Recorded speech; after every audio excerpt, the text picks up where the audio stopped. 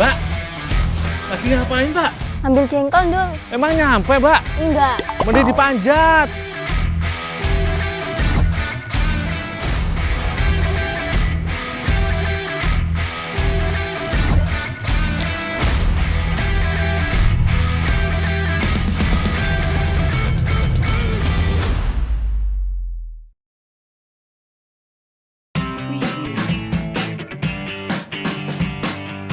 Sore lur, ngarit sudah selesai.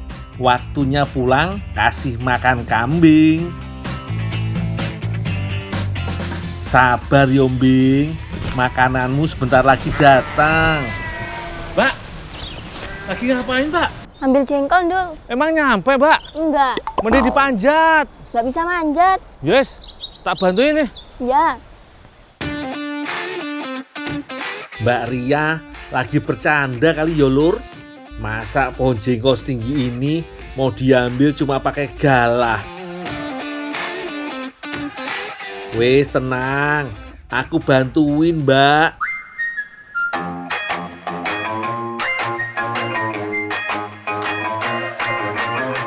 Sini, Mbak, gantarin, Mbak. Ini. Rata-rata pohon jengkol memang tinggi-tinggi lur. Biasanya sampai 25 meter atau bahkan lebih. Tumbuh subur di kawasan Asia Tenggara, pohon jengkol biasa berbuah secara musiman. Kebetulan di wilayah Songgon, Banyuwangi, Jawa Timur memang lagi musim jengkol lur. Aku hanya pilih jengkol yang sudah tua, lebih besar isinya, lebih menggoda juga aromanya. Wis, aku turun dulu yo. Lur, jengkol yang sekarang dianggap makanan sederhana, dulu pernah jadi hadiah diplomasi antar kerajaan di Sumatera dan Semenanjung Melayu. Karena langka, beraroma khas, dan hanya tumbuh di tempat tertentu, sehingga jengkol dianggap hidangan kelas bangsawan saat raja atau panglima datang berkunjung. Jengkol disajikan sebagai simbol kehormatan dan persahabatan. Muantep tenan yo lur. Ternyata jengkol pernah berjasa menjaga hubungan harmonis antar kerajaan di Nusantara. Jos gandos tenan, makanan favoritku satu ini. Banyak, Mbak, jengkolnya. Iya, Dul. Mau buat apa tuh, Mbak, jengkolnya? Mau dibikin kue? Bikin kue? Iya. Jengkol? Iya. Apa bisa tuh, Mbak? Bisa. Wah, jadi penasaran aku. Tak ikut ya, Mbak, ya? Ya, sekalian bantuin ya, Dul. Oh, iya. Ya, udah sih, Mbak, ya. Yuk.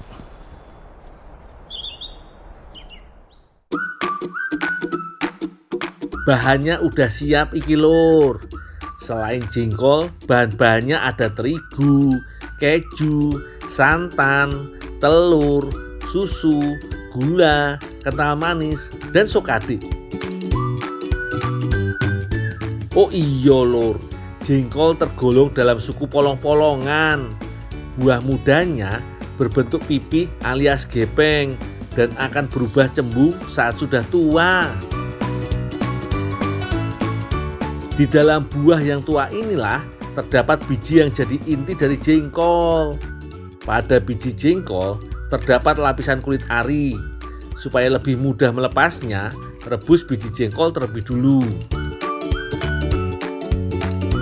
Saat air mendidih, kulit ari jengkol bisa terlepas dengan sendirinya. Gak perlu dikupas lagi lur. Selagi aku merebus jengkol, Mbak Ria sudah mulai sibuk dengan adonan prol. Yang pertama, kocok lepas telur ayam bersama dengan gula pasir. Mbak, nih jengkolnya udah tak rebus. Apa yang bisa tak bantu lagi, Mbak? Minta tolong dihancurin aja, Dul. Semuanya, Mbak? Iya. Oh iya, Mbak.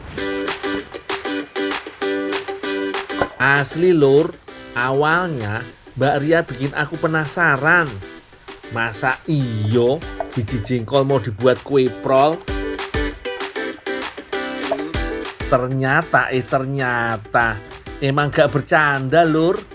Kue prol merupakan salah satu kue khas Jawa Timur dari wilayah Jember dan sekitarnya. Biasanya kue ini memakai campuran tape singkong, bukan dari jengkol. Tapi namanya juga inovasi, patut dicoba toh lur. Wis yo, aku ulek jengkolnya dulu sampai benar-benar lembut. Masukkan santan, mentega cair, dan terigu. Aduk-aduk sampai rata. Udah Ndol, segitu aja cukup. Oh segini cukup mbak? Iya. Nggak jadi semua? Enggak. Oh iya. Nih mbak. Mbak, ada yang bisa dibantu lagi nggak mbak? Nggak usah Ndol, tinggal aja. Oh gitu ya? Oh iya mbak. Nanti kalau udah mateng, aku dipanggil ya mbak. Iya. Penasaran sama rasanya kuenya. Iya Ndol. Ya mbak ya? Ya. Oke, tinggal dulu mbak. Iya. Campur jengkol yang sudah lembut ke dalam adonan prol. Semakin banyak jengkolnya, yo semakin mantap. Seperti daging merah, jengkol juga kaya zat besi. Jadi, makan jengkol bisa mencegah terkena anemia. Mantap toh? Tapi awas, makan jengkol berlebihan bisa bikin nyeri saat buang air kecil alias jengkolan. Lanjut, campur kental manis, susu, vanili, dan soda kue ke dalam adonan. Aduk sampai merata hingga tekstur adonan kental tapi agak lumer. Jangan lupa beri pewarna makanan yang cerah yo. Terakhir, tambahkan sokade untuk memperkaya tekstur adonan. Lanjut yo, adonan yang sudah jadi siap dicetak ke dalam loyang. Beri topping keju parut biar lebih kekinian dan kebarat-baratan lur.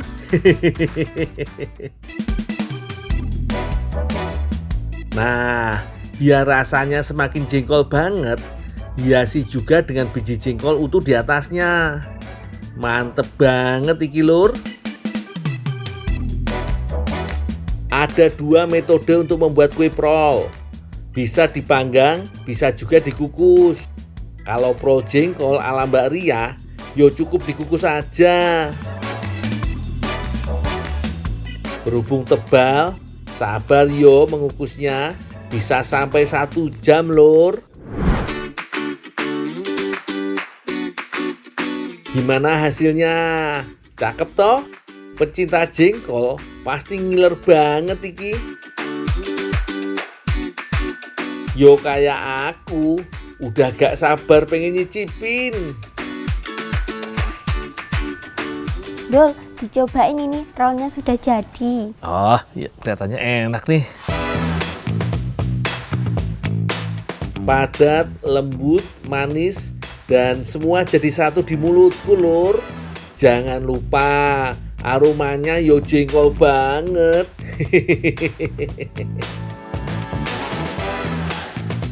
Bagi para penikmatnya, cita rasa jengkol gak kalah dengan daging sapi. Tapi itu kalau diolah jadi masakan. Untuk yang satu ini, asli lur, bener-bener gak nyangka aku. Jengkol yang biasanya jadi menu makan siangku, sekarang justru jadi hidangan manis pencuci mulut. Aku gak takut kena jengkolan lur. Biasanya 3-4 hari efeknya bisa menghilang. Kalau mau cepat, yo bisa minum air soda. Jos gandos lur.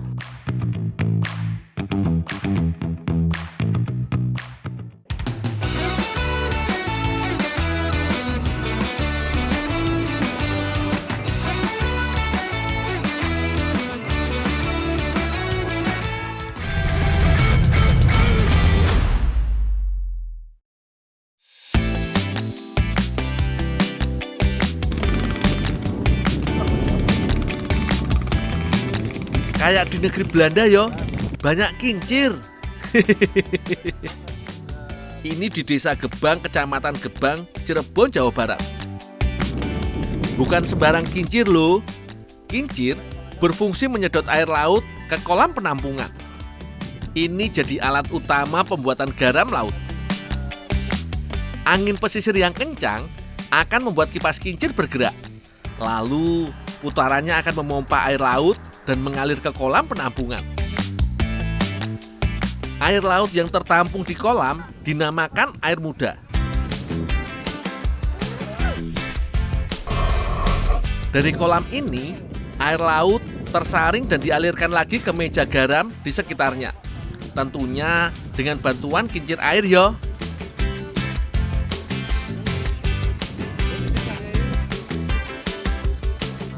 Sinar matahari membantu air laut menguap dan meninggalkan kristal garam. Nah, garam inilah yang dinamakan garam krosok.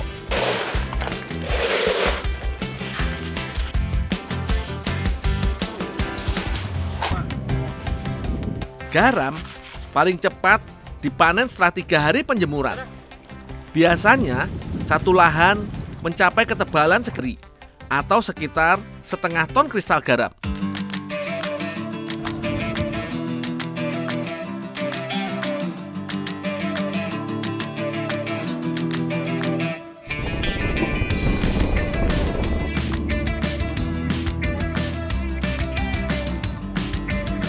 Musim terbaik untuk pembuatan garam ya saat kemarau. Di waktu ini, proses pembuatan garam tidak terganggu atau tercampur air hujan. Garam krosok yang berbentuk kristal ini biasanya disebut roll salt. Sudah bisa langsung dimakan yo. Tapi kebanyakan diolah dulu jadi garam bata dan garam halus. Ada juga garam olahan untuk kosmetik. Nah, kalau yang kubawa ini mau dijadikan garam bata. Pak, ngantar garam nih Pak. Oh ya, Ndol, taruh situ aja. Sekarang bantuin nyuci di belakang ya. Cuci garam Pak. Iya, iya. Oh iya ya.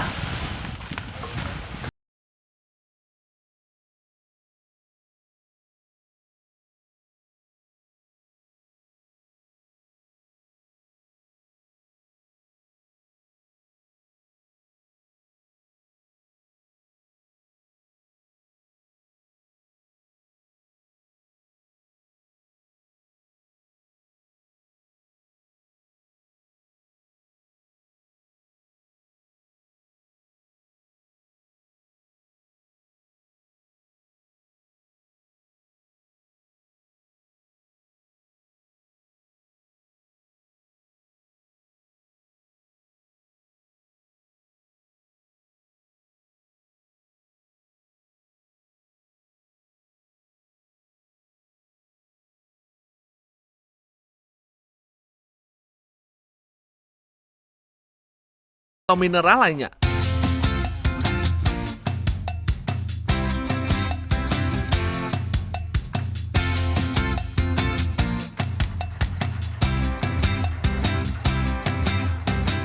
Garam yang sudah ditiriskan warnanya lebih putih. Selanjutnya, garam digiling dan ditambahkan yodium.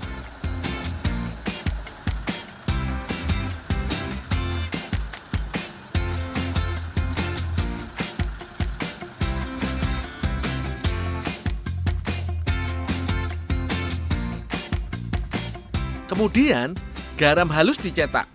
Tiap kotak diisi penuh, diratakan, lalu dipres.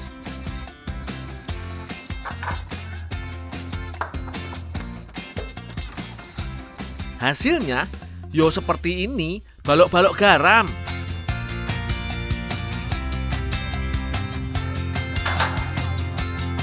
Kualitas garam di tiap daerah berbeda-beda, tergantung dari kualitas air lautnya, fasilitas produksi, dan penanganan setelah panen.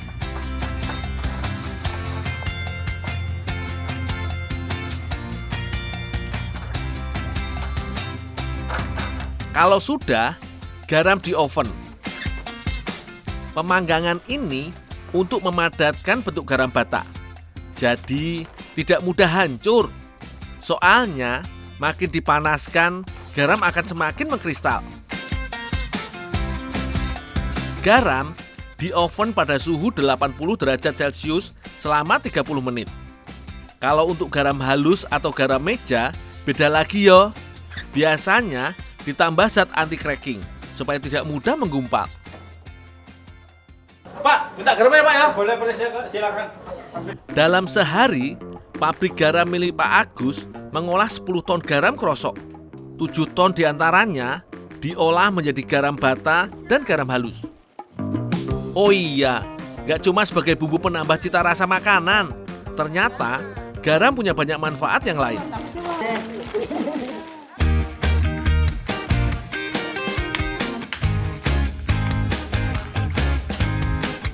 Mbak Sela masak ayam bumbu rujak. Weh, ngebayangin enaknya saja sudah bikin aku ngiler. Bumbunya sederhana. Ada bawang merah, bawang putih, cabai rawit, kemiri, kunyit dan jahe. Semuanya diulek halus. Lalu tambah larutan asam kandis.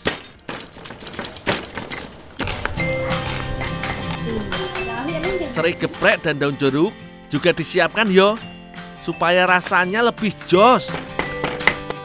Sisihkan sebagian bumbu untuk ditumis. Sisanya dilumurkan ke ayam.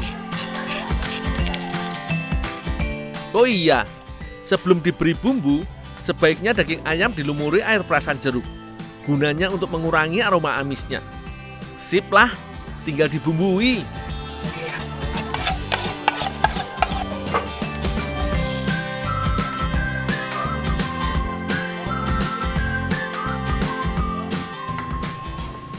Kak, Ya. dapat garam banyak nih Kak. Ini bungkus pakai garam nih ayamnya.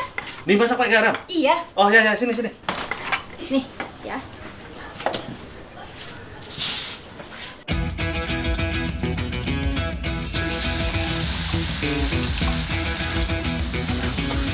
Tumis bumbu sampai harumnya tercium. Sepi rasanya kalau masakan tanpa sayuran, ya kan? Bolehlah ditambah beberapa sayuran untuk menambah selera.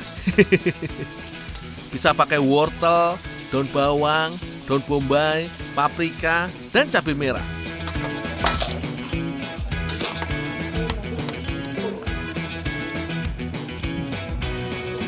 Aku diminta Mbak Sela memanggang ayam. Tapi sebelumnya, ayam harus dibungkus garam dulu. Garam harus membungkus semua permukaan daging ayam tanpa kecuali. Garam akan menjaga suhu tinggi akibat pemanggangan. Jadi, ayam akan matang sempurna hingga ke daging terdalam. Garam juga berfungsi sebagai pengempuk daging. Garam akan membantu memecah protein dalam daging. Hasilnya, tekstur daging jadi empuk. Saat pemanggangan seperti ini, suhu meningkat cepat yo. Tapi daging tidak akan mudah gosong karena permukaannya terlindung garam yang mengkristal.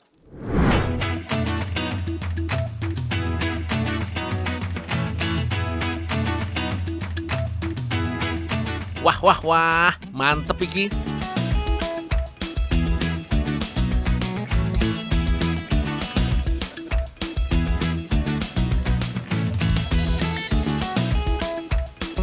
Daging ayamnya gak cuma mateng, tapi juga empuk.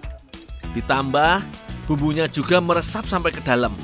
Gak cuma luarnya saja yo. Walau daging dibungkus garam, tapi gak kelewat asin seperti yang dibayangkan kok. Gurihnya pas. Apalagi kalau makannya pakai bumbu rujak ini, dijamin minta nambah.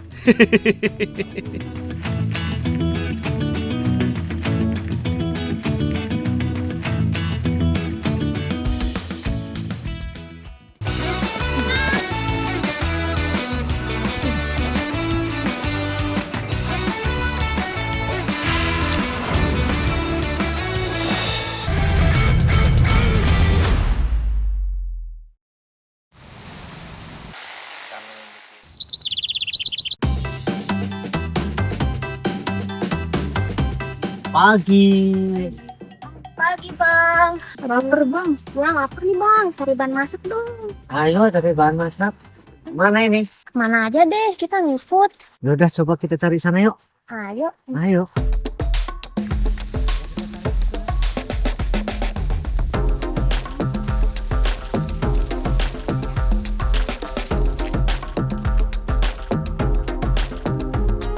Lur, bosen aku sama suasana kota. Sekali-sekali aku pengen juga healing sekalian me time. Berasa oksigen segar memenuhi paru-paruku, Lur. Maklum, kalau di luar rumah aku kan jomblo. Jadi gak ada yang nyari.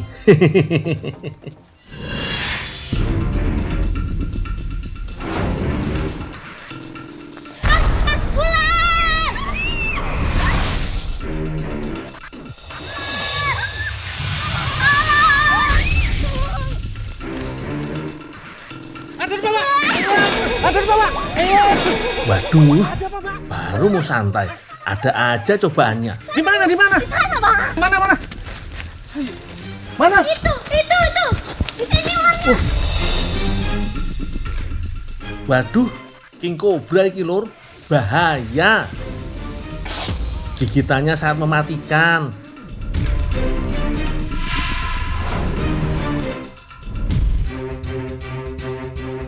Untung aku ahli ular.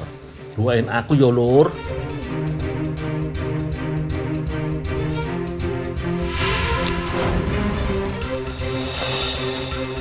Lur, tak kasih tahu yo, dalam beberapa kasus seseorang yang digigit king cobra bisa meninggal hanya dalam waktu 15 menit saja. Serem yo. Sebisa mungkin aku mengalihkan pandangan dan perhatian si ular.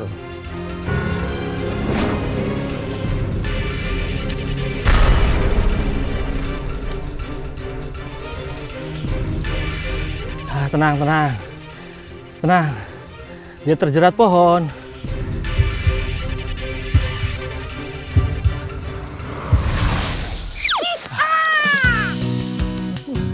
Sudah aman. Udah turun. Oh iya, Tahu nih. udah kena itu. Udah kepegang. Aman. Jangan agak jauh. Takut Udah saya. nggak apa-apa. Agak jauh.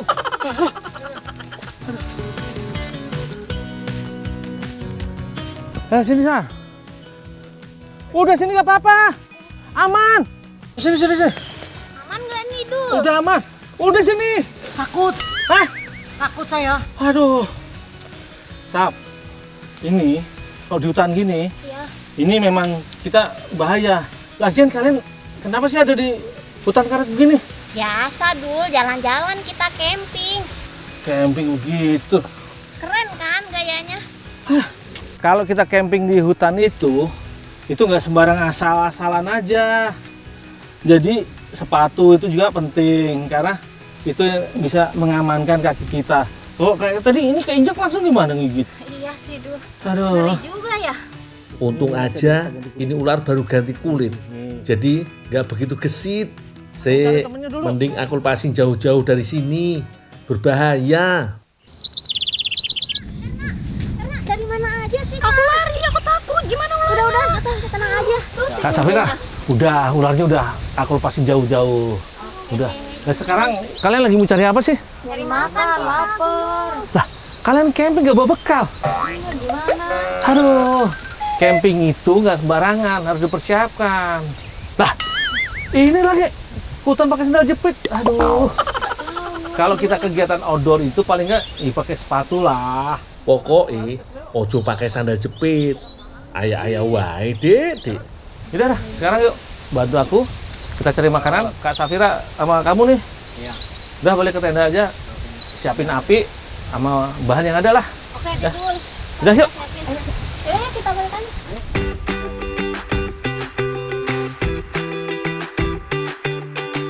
Kalau cari makanan di sini di sekitar rawa ini banyak biasanya. Gini nih, anak Gen Z gak punya persiapan. Main hajar aja mau nginep di hutan. Biar aku ajarin nih cara bertahan hidup di dalam alam begini. Ilmu ginian mahal, Lur. Tahu nih, ijo-ijo no. Ini namanya lumut sutra. Biasanya sih kalau orang-orang mancing itu bisa jadi umpan mancing ikan nila. Oh iya. Ini juga bisa dimakan. Apa ya?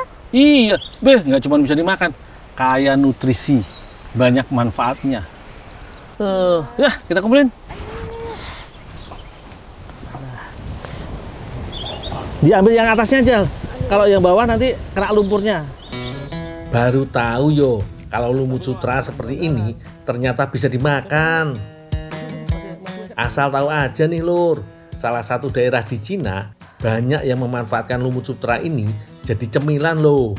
Biasanya mereka mengolahnya dengan cara direbus ataupun digoreng. Ambil lumut secukupnya yo, Dik. Ayo, udah banyak, kita cari bahan yang lain.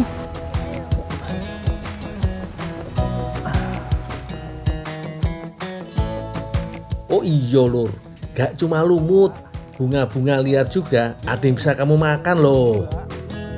Nah Mbak, ini juga bisa dimakan. Oh iya. Ini namanya bunga asoka liar. Jadi ini bagus banget buat pencernaan nih. Oh, aku baru tahu. Oh, ya kita kumpulin yuk. Iya Lur, bunga asoka iki biasa dimakan dan digunakan sebagai obat herbal. Bunga asoka memiliki banyak manfaat untuk kesehatan, seperti meredakan stres, melancarkan haid buat ciwi-ciwi, serta mampu menyembuhkan disentri. Mantep yo. Selain asoka, ada satu tumbuhan lagi nih yang bisa dikonsumsi. Sini. Nih Kak Erna, Iya. ini tanaman cacabean. Cacabian ini walau tergolong gulma, tapi juga sering digunakan sebagai pakan ternak. Udah dulu, tutup dulu. Oh iya Kak. Ya. Dah. Ya.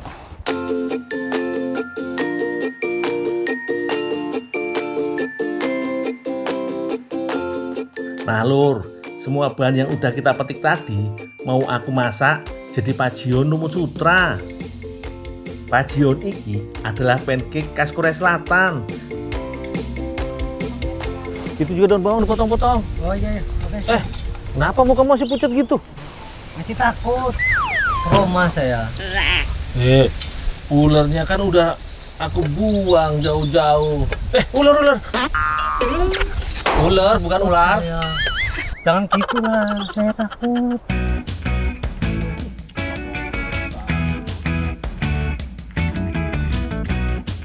Biar perut nggak makin keroncongan, kita mulai bagi-bagi tugas yo. Ada yang memotong bawang putih, cabai-cabean, dan daun bawang. Sedangkan aku cuci lumut sutra sampai benar-benar bersih, biar amis-amisnya hilang. Jadi tak peras sampai kering.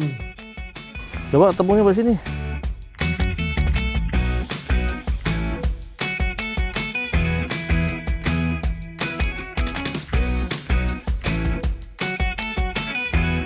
Setelah itu, aku lanjutkan dengan membersihkan bunga asoka Lur.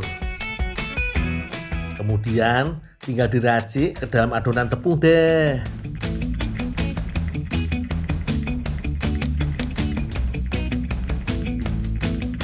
Udah kecampur rata nih. Karena nih adonan udah jadi, tolong digorengin ya, jangan gede-gede. Segini aja. Nah, ya. Terima. Kak, bantu aja kalian goreng ya, biar aku yang beresin. Tujuh. 8. Kurang kerjaan aja ngitungin apaan? Ya bantu bikin api lah, mau. Gak ada kerjaan ngitungin biji. Oh iya. Aduh.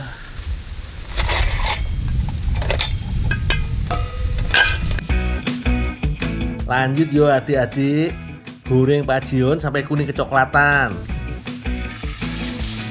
Dasar Gen Z, ke hutan aja penggorengannya estetik banget. Penasaran? Gimana lo hasilnya? Aku sudah nggak sabar nih. Ini dia Lur, pajion lumut sutra. Enak banget nih kalau dimakan anget-anget. Jadi juga nih masakannya. Yuk, sini makan. Ayo. Ini namanya Udah, apa, Dul? Ini namanya pajion lumut. Nikmat banget Lur, makan pajion lumut ini. Rasanya kenyal dan gurih, persis kayak makan bakwan. Tapi kalau bahasa kampungnya mah bakwan lumut. Lur, tak ada salahnya kita belajar tentang tumbuh-tumbuhan liar yang ternyata banyak manfaatnya loh. Asal kita tahu kandungan dan pengolahannya, dijamin aman lur. Jadi jangan berhenti belajar tentang alam yo. Sik, tak nikmati dulu makanan ini bersama mereka. Krenyes-krenyes maknyos. Jadi mau rencana mau 3 bulan camping. 3 hari. 3 bulan aja sekalian. Beda KTP. Bos aja kita di sini. Iya.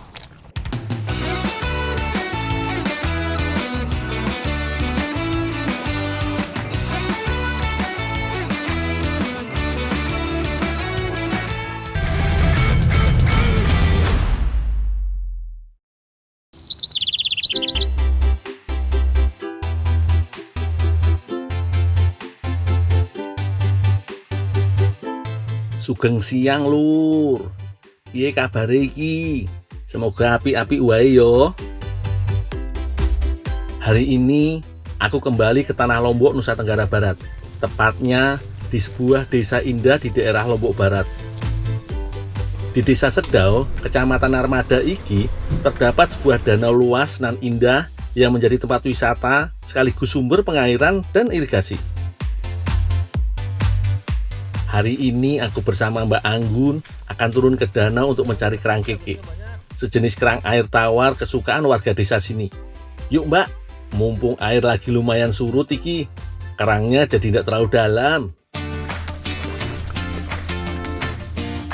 Mencari kerang keke iki gampang-gampang susah lur. Kita cukup mengandalkan telapak kaki sebagai penanda ada kerang di bawah kita. Nah, iki lur, sing jenenge kerang keke.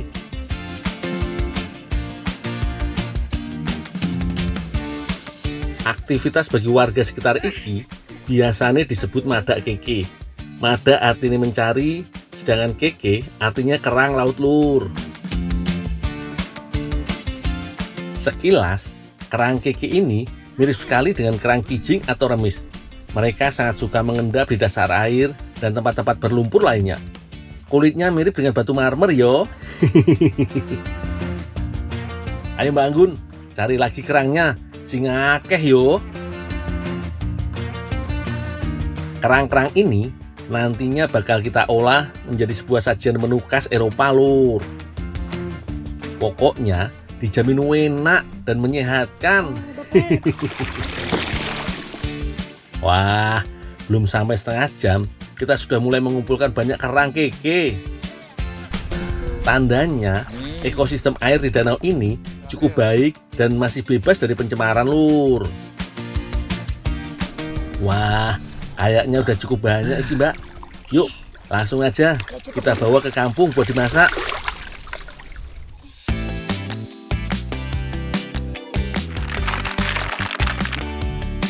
Sebelum diolah lebih lanjut, kerang-kerang ini harus dicuci bersih dulu yo. Sekalian membuang sisa kotoran yang masih menempel di cangkang si keke atau si kerang iki lur. Kalau ada sikat gigi sebagai alat bantu untuk membersihkan, yo lebih baik lagi lur. Tapi kalau darurat seperti ini, cukup dibersihkan dengan air saja. Setelah dicuci, selanjutnya kerang kita rebus dulu agar cangkangnya bisa terbuka dan diambil bagian dalam dagingnya. Wah, iki lur, di sini besar-besar yo, bakalan puas makannya. Saat direbus, cangkang kerang akan terbuka dengan sendirinya. Kita tinggal mengambil bagian dagingnya dan membuang bagian cangkangnya saja.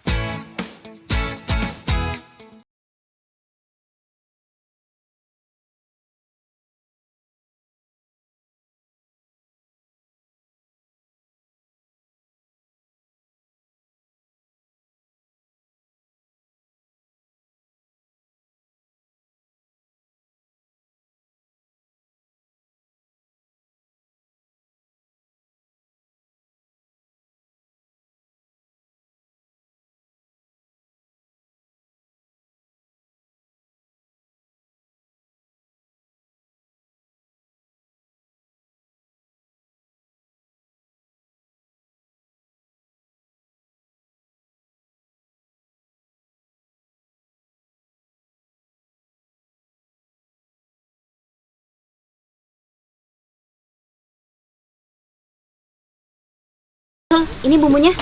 Oh ya. Ditumis langsung ya. Oh ya, Kak. Oh, aku bentar pergi buat roti dulu. Ya ya. Oke. Kembali ke urusan kerang iki lur. Setelah direbus sebentar dan dipisahkan dengan cangkangnya, sekarang waktunya kita iris-iris dulu daging kerang kekenya. Makanan kaya protein ini sebenarnya bisa diolah menjadi banyak sekali jenis menu. Bahkan cukup dibakar dengan olesan kecap manis atau mentega juga sudah maknyus lur. Oke Mbak Anggun, langsung tak proses iki. Tumis-tumis dulu yo. Kita panaskan minyak dan masukkan bumbu ulekannya tadi.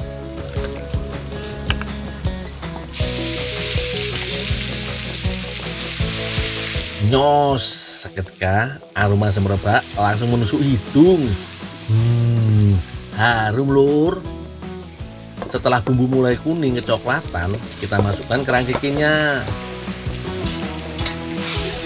Sereng-sereng kita tumis sampai kerang berubah warna yo. Nah, terakhir sebagai ciri khas menu kanape khas Prancis, kita masukkan potongan tomatnya lur. Akan ada perpaduan rasa gurih, pedas, dan sedikit asam, dijamin maknyus.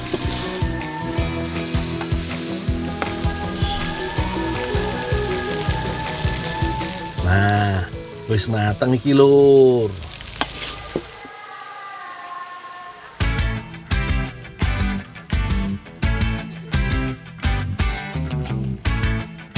Kalau tadi toppingnya sudah jadi, sekarang kita buat dulu adonan roti kanapenya lur. Bahan-bahannya sangatlah mudah. Cukup menyiapkan tepung terigu, gula halus, susu bubuk, air, ragi kering, dan sedikit pengembang roti. Langsung campur aja semua bahannya sambil diuleni sampai kalis yo. Kudu sabar iki nguleninya Mbak Anggun. Kalau terburu-buru nanti bisa bantat alias gagal ngembang.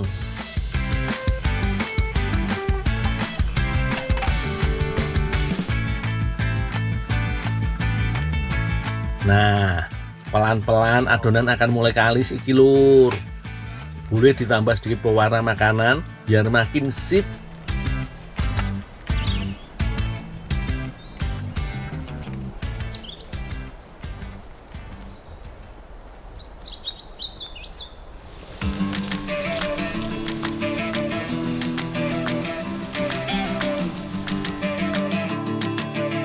Adonan yang sudah kalis dan didiamkan selama 1 jam, selanjutnya kita kukus di suhu medium selama kurang lebih 40 menit lur. Awas yo, ojo dibuka terus sering-sering selama proses mengukusnya. Bisa-bisa bantat nanti rotinya lur. Wah, rotinya sampun mateng iki lur. Langkah selanjutnya kita akan membuat roti iki menjadi kering.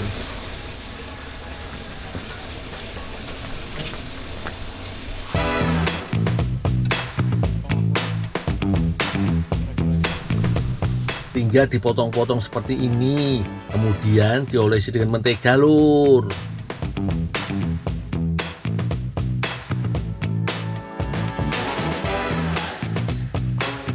Setelah ini, roti yang sudah dioles mentega bisa langsung kita oven selama 20 menit sampai sedikit mengeras.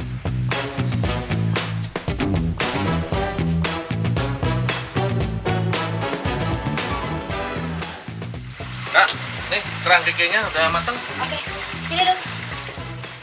Biar kita susun di sini aja ya. Akhirnya kita sampai juga tahap terakhir yo. Rotinya sudah garing, tumisan kerang kekenya juga sudah ada. Tinggal kita susun sebagai topping roti kering yang tadi dibuat Mbak Anggun.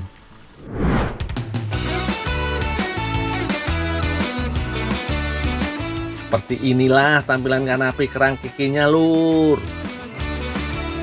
Terinspirasi dari menu kudapan orang-orang di Eropa, utamanya negara Prancis. Yuk Mbak, langsung tak coba cicip yo. Wis lapar banget iki. Gimana? Anak kan? Enak banget. Wih, maknyus lur. Enak tenan. Monggo yo, dicoba resep ala si Gundul. Kanape kerang keke, dijamin anti gagah dan bikin nagih.